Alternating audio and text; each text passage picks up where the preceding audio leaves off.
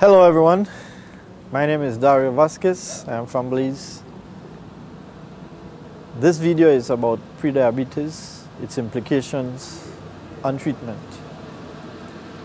I was motivated to do this video because my mother died from diabetes complications 7 years ago, and I want to alert others about this silent killer.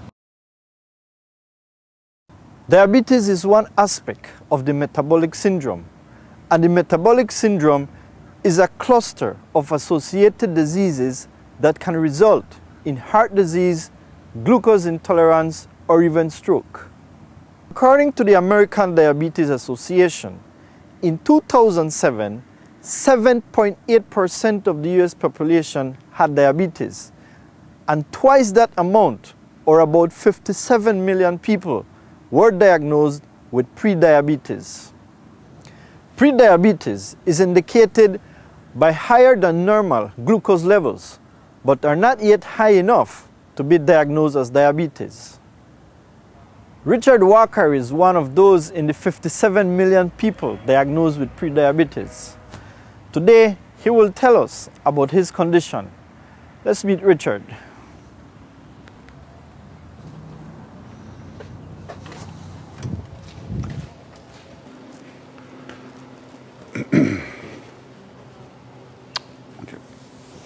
I'm 64 years old and obese at 305 pounds, and I have fat in my blood, which is called triglycerides. My cholesterol and glucose levels are abnormally high. Additionally, I suffer from high blood pressure. The sad part is that I don't feel a thing except fat, and I can see that. It hasn't seemed to affect my family, but they're all very concerned about my health. And if I don't seek professional assistance, it can have serious implications for my health and consequently for my life. I'm lucky that I have a friend in Lori Van Wyckhouse. She's a registered dietitian. She's been teaching diabetics how to manage their disease for years, and she's put her expertise on the internet. It's called NutriTutor.com. She's given me some really good advice. So Lori, what is type 2 diabetes? Well, when you have diabetes, your body can't move glucose out of the blood fast enough to keep your organs safe. Food is what raises your blood glucose, so every time you eat, the diabetic body struggles to quickly move the glucose out of the blood and into the muscles to make energy. So pre-diabetes is just another version of diabetes? Exactly. Pre-diabetes or borderline diabetes is the beginning of this progressive and very destructive disease. You'll know you have pre-diabetes when your fasting glucose test result is between 100 and 125. So, Lori, who's at risk for pre-diabetes? Well, we now know that heart and blood vessel diseases are directly linked to generating diabetes, and vice versa. So high blood pressure, cholesterol, and triglyceride problems all play a role, as does being overweight and inactive. Your risk is also increased if you happen to be Hispanic, Latino, Asian, African American, Native Alaskan, American Indian, or a Pacific Islander. Age even plays a role. Americans need to be checked for diabetes by age 45. Your risk is also increased if a blood relative has diabetes, or if you've had a large baby, gestational diabetes, polycystic ovary syndrome, or acanthosis nigricans. So you see, most of us are at risk for diabetes. So, Lori, what happens if I ignore my pre-diabetes? The disease worsens. Diabetes is easy to ignore because you don't feel the damage it's doing to your body until the disease is in its later stages. It's not long, however, before the destruction becomes quite obvious. Blindness, amputation of limbs, heart attacks, strokes, kidney failure, non-healing ulcers. The good news is that early stage diabetes is very treatable, and you can literally turn it around. How can I turn my pre-diabetes around?